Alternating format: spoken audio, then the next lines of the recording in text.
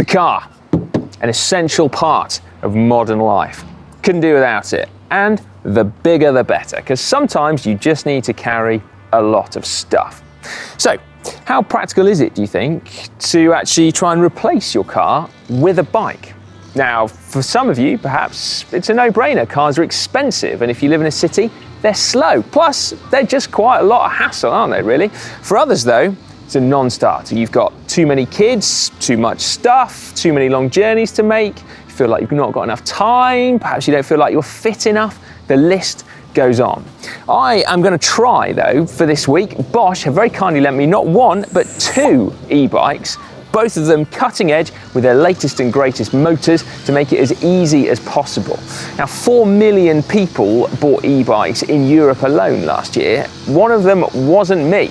So, I'm a little bit late to this party, so I also get to see just what the fuss is about. Can they help me leave this car to just gather dust this week? Gather more dust, anyway. And bird poo as well. Going to start with the more familiar looking of the 2 bikes. This is a Cannondale Adventure. There is your motor down there. Battery is in the down tube here. It's a very kind of approachable, accessible type of bike. Very stylish too, I think. Definitely the kind of thing you can just jump on and ride. Rev it up.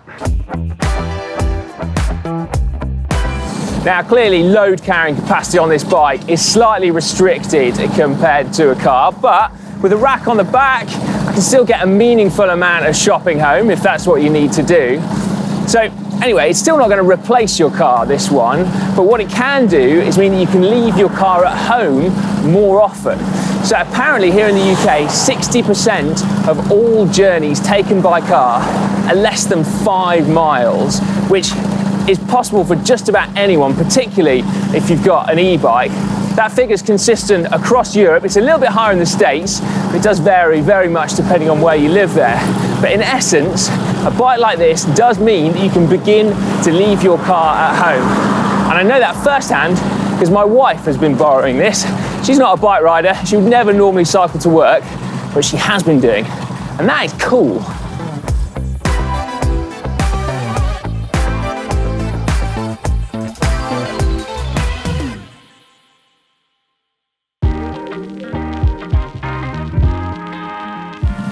Now, I live in a city called Bristol in the southwest of England, and we have got quite a lot of steep climbs, and I think that puts many people off riding bikes.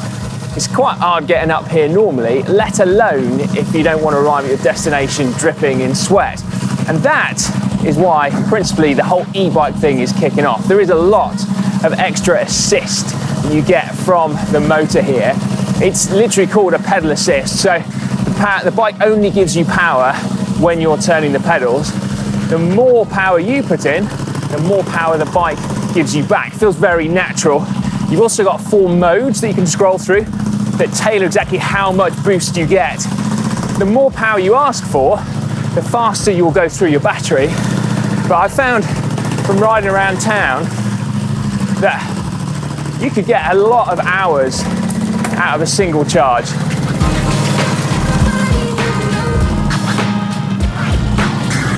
I'd be more out of breath up there if I was walking.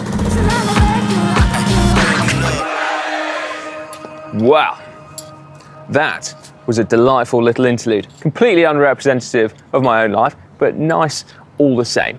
Now, because you see, if I am truly going to mothball my car, I am going to need something with a bit of load carrying capacity. Something like this.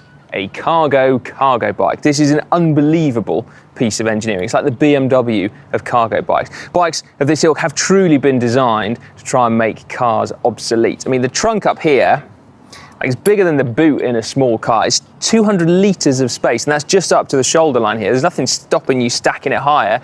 Right, let's go and make chores fun. Ha-ha! I don't need to wear that anymore, do I? Yoink.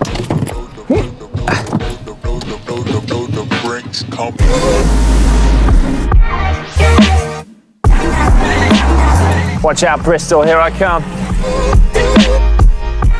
Now, having been lent a cargo bike, I've got to say, I have an almost uncontrollable urge to fill it with as much stuff as possible. So to start with, we are going to do a chore that I've been putting off for ages, which is going to the garden centre, principally because buying compost doesn't really seem like a very fun way to spend the Saturday afternoon. But now, for a start, it's not Saturday, which is, makes me feel like I'm winning slightly, but also I'm riding my bike to the garden centre. So, well, there we go, that's great, isn't it? Whoop, whoop.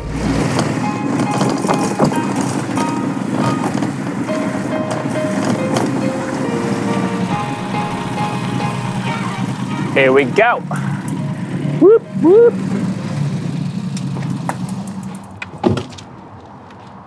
Check it out. Now, when I was planning my day today, I was thinking initially that I'd be a bit nervous about locking up this bike at my destination. Normally when I ride around town, I do so on a bike that I don't really care that much if it gets left outside places. Whereas this, as I said, is a really lovely bit of kit. As well as carrying a trusty mechanical lock with you, fortunately, the latest generation of e-bikes have also got additional security measures built in. So bikes with Bosch motors also have Bosch head units. Now, they do a whole load of stuff. You've got connectivity functions where you pair up with your smartphone. It, of course, pairs up with the bike, and it does things like range calculation as well as all the basics like speed and distance and so forth. You can also work it as a sat nav when it's paired up to your phone. But one of the neatest functions is the lock function. Okay, so having removed this head unit from the bike, the motor here is disabled. The only way to enable it again is to replace the exact same head unit with it. So any would-be thief will not have my head unit because it's going to be in my pocket, and so they're going to have to pedal this bike under their own steam. It's effectively going to be worthless because they also aren't going to be able to sell it on. So, fingers crossed, we're all good.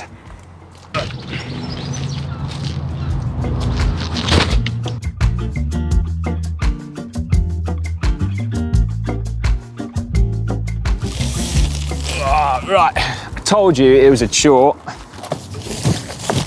3 bags of compost, that's going to be like 48, nearly 50 kilos actually. And whilst I resisted the temptation to buy a tree, I did buy a goji berry bush, which, well, I don't know really, could be interesting. I'll put that in last.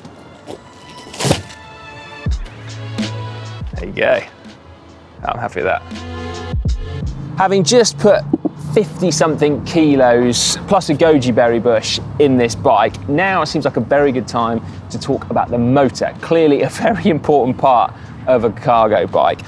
So behind there you have a Bosch Hargo line motor. Now that has been tuned specifically to work with a cargo bike. It has the capacity to increase the rider's power at the pedals by 400%. Which sounds quite scary actually, but bear in mind it's not. It's a pedal assist bike, so because the motor is also sampling your power output 1,000 times a second, as soon as you back off, the motor backs off as well. So it feels very natural. It's not like twisting a throttle. Now, to help get large loads like this one moving, Bosch will increase the torque of this motor, so it's up to 85 Newton meters. So you shouldn't have a problem getting going from the traffic lights, even when going up a steep hill. Now, as I mentioned when riding that Cannondale, the more power you use, the quicker you drain the battery. And on this, you're of course probably requiring even more power from the motor. So Cargo have fitted not one but 2 enormous 625 watt-hour batteries in here. So to put it in context, I've been riding around a good few K today, spent quite a lot of time in turbo mode, as you would, and I've still got 95% battery left. On the range calculator, it's saying I've got about 120 miles that I can do on a full charge, which that would be a productive day of chores if you rode around a city, did 120 miles and picked up goji berry bushes. I can't tell you how cool it is to not be stuck in my car right now, but yet be carrying a cargo that would have meant 100% that I would have had to have been in my car. This is just wicked. Now, of course, there are many other reasons for trying to reduce car use other than having a big grin on your face. There's the big ones like climate change. There's the local ones like reducing congestion and toxic air pollution. And then there's the personal ones as well. Like, whilst I'm not working up a sweat right now, I'm also not completely motionless sat on my backside. Well, I mean, I am sat on my backside, but you know what I mean. My heart rate is currently at about 105 beats a minute. So that counts as exercise, which is something that we could all do with more of. Because remember, heart disease is the biggest killer of humans worldwide. And in most of those cases, that heart disease can be mitigated by changing lifestyle factors. And exercise is one of the big ones, absolutely. Then there's also economic factors as well. Now this, as I said, is a premium piece of equipment with all the extras. It comes in at about 8,000 euros, which, to be fair, next to a car is still pretty cheap. But it's actually the running costs where you start saving hand over fist. When you try and think about what a car might cost you to run for a year, there's what, £500 a year on servicing. Tax and insurance is going to cost you anywhere from 500 to 1,000, I'd have thought. And then there's fuel. I mean, as a minimum, I'd have thought you'd be putting £1,000 a year in. And then when you compare it to this, where I'd say the servicing costs are about half, there's no tax, insurance is optional, but if you do decide to get some, it's going to be significantly cheaper than car insurance. And then apparently it costs about 30 euros a year to do about 15,000 kilometers on an e-cargo bike, which, well, that strikes me as being pretty good value. And so clearly, right now, I am saving money, which means I'm going to treat myself. Time for another stop. This is totally bonkers, right? I've never ridden a bike like it. It's got automatic gears. And just like driving an automatic car, you can't really feel when it changes. So it's just totally seamless. You just pedal and you just kind of go from anywhere from like 2 kilometers an hour to like 30 kilometers an hour. Amazing. Right, shall we?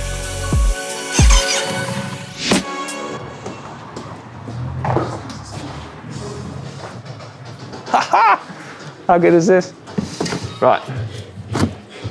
Definitely got my compost to beer ratio wrong in this, but still, having just spoken about heart disease and you know, alcohol, but still, this is about moderation, not total abstinence, even potentially about car use, but we'll come on to that later.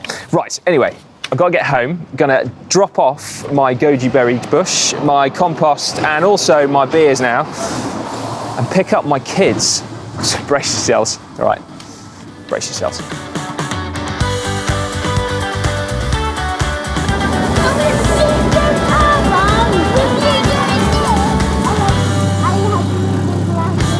You like sitting in a bucket on the front of my bike? Yeah. So this is Albert, this is Cecily. Albie is nearly 7, Cecily's really nearly 5, and we're going to jump in the bike and go for a bit of a spin, aren't we? Should we go to the park? Yep. Yeah, okay. Right, for any concerned parents out there is a lot of safety built into this. Do you want to come and have a look? So we got seats in here. These have been in here all day. They just had covers on.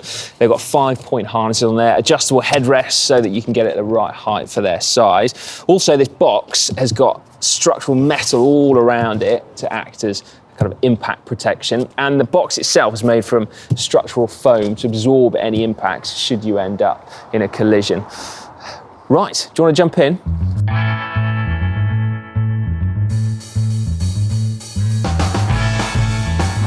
What does it feel like compared to a car? Better than a car. Like a tree. It's what? A tree. It feels like a tree? Yeah.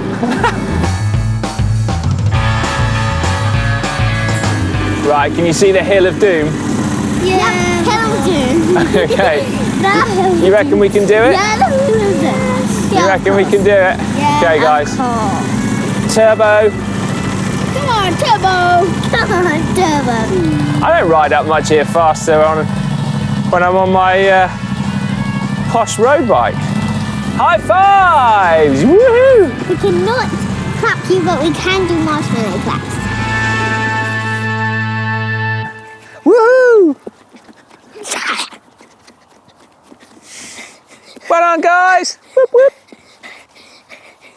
Great running.